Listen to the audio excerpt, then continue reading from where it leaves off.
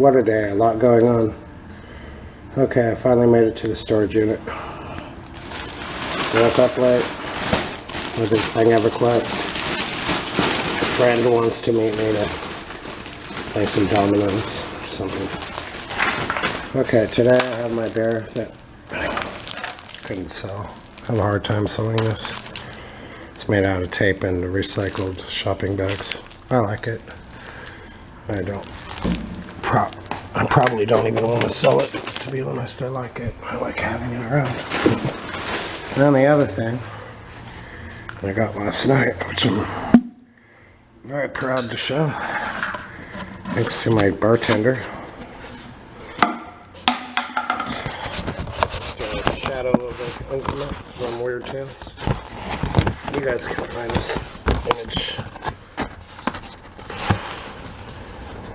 on the web. It's hard to show. And on the back, Pickman's model, and that Dunwich horror, some ink drawings. Makes me want to be an illustrator. I only wasted a minute and a half today. Guess I'm in a hurry.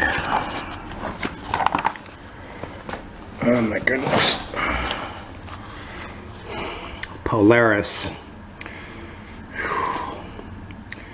This tale was probably written in May or June 1918, shortly after a dream that Lovecraft had, as recorded in a letter of May 15th, 1918, of a strange city, a city of many palaces and golden domes, lying in a hollow betwixt ranges of gray, horrible hills. Lovecraft himself later noted its striking anticipation of the prose of Lord Dunsany, whom Lovecraft would not read for another year, but perhaps the influence of Poe's prose poems, such as Silence, a Fable, can be put forward. The story is not in fact a dream fantasy, but an account of a man of the present day who is possessed by the spirit of an ancestor from the distant past. It first appeared in The Philosopher, December 1920. Into the north window of my chamber glows the pole star with uncanny light. All through the long hellish hours of blackness it shines there.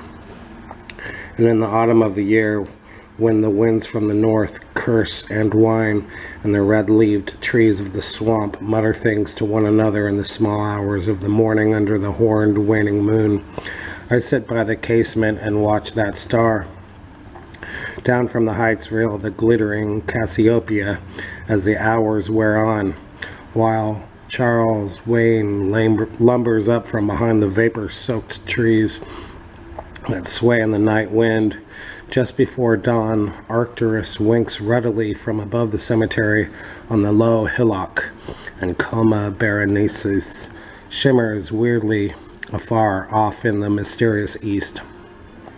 But still the pole star leers down from the same place in the black vault, winking hideously like an insane watching eye, which strives to convey some strange message, yet recalls nothing save that it once had a message to convey. Sometimes, when it is cloudy, I can sleep. Well do I remember the night of the great aurora, when over the swamp played the shocking coruscations of the demon light. After the beams came clouds, and then I slept.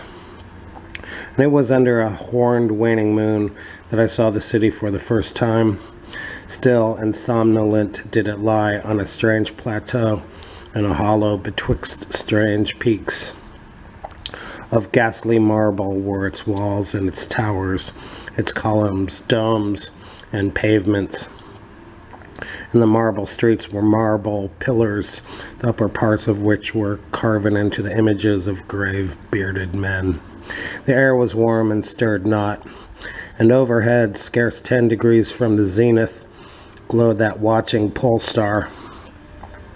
Long did I gaze on the city, but the day came not, when the red Aldebaran, which blinked low in the sky but never set, had crawled a quarter of the way around the horizon. I saw light and motion in the houses and the streets. Forms strangely robed but at once noble and familiar, walked abroad, and under the horned waning moon men talked wisdom in a tongue which I understood, though it was unlike any language I had ever known. And when the red Aldebaran had crawled more than halfway around the horizon, there were again darkness and silence. When I awaked, I was not as I had been. Upon my memory was graven the vision of the city, and within my soul had arisen another and vaguer recollection, of whose nature I was not then certain. Thereafter, on the cloudy nights when I could sleep, I saw the city often, sometimes under that horned waning moon, and sometimes under the hot yellow rays of a sun which did not set, but which wheeled low around the horizon, and on the clear nights the pole star leered as never before. Gradually I came to wonder what might be my place in that city on the strange plateau betwixt strange peaks. At first content to view the scene as an all-observant, uncorporeal presence, I now desired to define my relation to it, and to speak my mind amongst the grave men who conversed each day in the public squares. I said to myself, this is no dream, for by what means can I prove the greater reality of that other life in the house of stone and brick south of the sinister swamp and the cemetery on the low hillock, where the pole star peers into my north window each night. One night, as I listened to the discourse in the large square containing many statues, I felt a change, and perceived that I had at last a bodily form. Nor was I a stranger in the streets of Olato, which lies on the plateau of Sarkis, betwixt the peaks Noton and Cataphonic. It was my friend Alos who spoke, and his speech was one that pleased my soul, for it was the speech of a true man and patriot. That night had the news come of Dacos's fall, and of the advance of Inotus, squat, hellish, yellow fiends who 5 years ago had appeared out of the unknown west to ravage the confines of our kingdom, and finally to besiege our towns, having taken the fortified places at the foot of the mountains. Their way now lay open to the plateau, unless every citizen could resist with the strength of 10 men. For the squat creatures were mighty in the arts of war, and knew not the scruples of honor which held back our tall, gray-eyed men of Lomar from ruthless conquest. Alos, my friend, was commander of all the forces on the plateau, and in him lay the last hope of our country. On this occasion he spoke of the perils to be faced, and exhorted the men of Alato, bravest of the Lomarians, to sustain the traditions of their ancestors, who, when forced to move southward from Zabna before the advance of the great ice sheet, even as our descendants must someday flee from the land of Lomar, valiantly and victoriously swept aside the hairy, long-armed cannibal Gnopkes that stood in their way. To me, Alos denied a warrior's part, for I was feeble and given to strange faintings when subjected to stress and hardships. But my eyes were the keenest in the city, despite the long hours I gave each day to the study of the Panacotic manuscripts and the wisdom of the Zabnarian fathers. So my friend, desiring not to doom me to inaction, rewarded me with that duty, which was second to nothing in importance. To the watchtower of Thapnen he sent me, there to serve as the eyes of our army, should the Inotos attempt to gain the citadel by the narrow pass behind the peak Noton, and thereby surprise the garrison.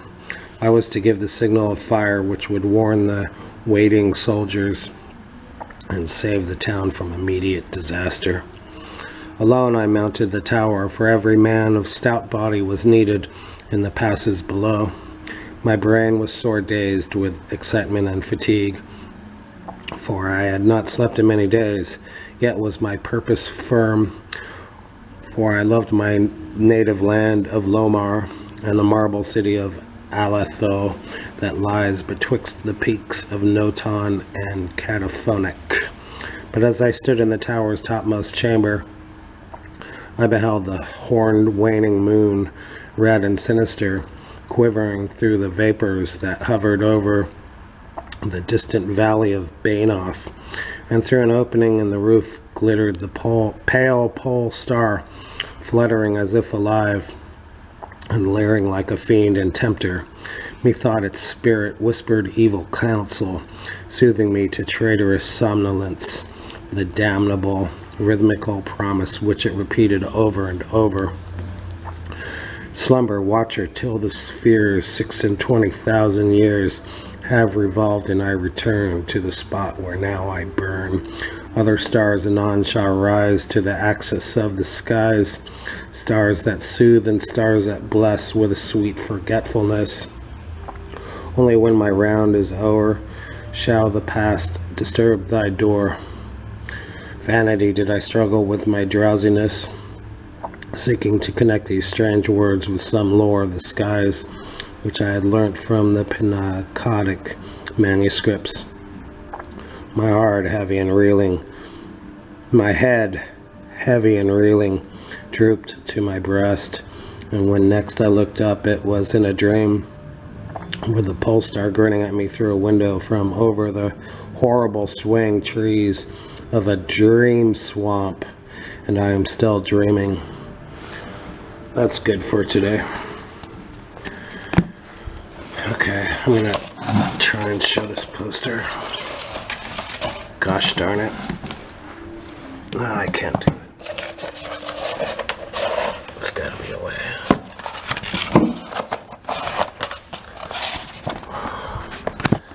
Okay. Alright, there we go. Alright, how do you like that? Thanks for watching.